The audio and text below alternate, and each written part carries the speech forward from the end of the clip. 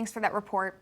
Now back here in Wisconsin, people are immigrating to our state at the highest levels in the last 20 years, according to new census data.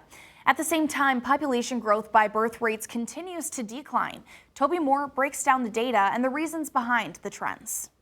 Over 28,000 people immigrated to Wisconsin during the 2024 12-month census period, and most of those people moved here from outside the U.S. According to Mark Sommerhauser with the Wisconsin Policy Forum, this is the largest total net migration in decades. We've seen net migration into Wisconsin of more than 25,000 residents in each of the last 3 years. That was more than twice the annual high that we saw in any of the years going back to 2004 and likely going back further in time. And you can see that here. The dark blue bar represents total migration each year.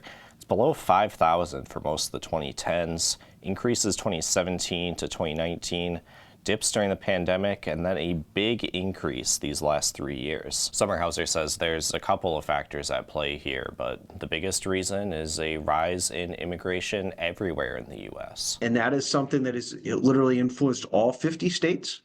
All of them are seeing upticks in international migration during this period. This is happening at the same time we're seeing less natural population change. That's just the number of births minus the number of deaths. That's historically what's driven population growth. That's the lighter blue bar here.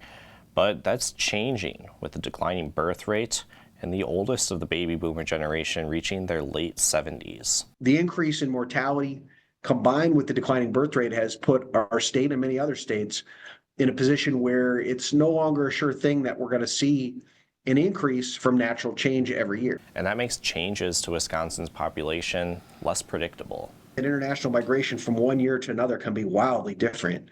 And that makes it a little more difficult to predict, the overall population trends if that piece of the puzzle is, a larger piece of the pie, so to speak, than it was previously. In Eau Claire, I'm Toby Moore.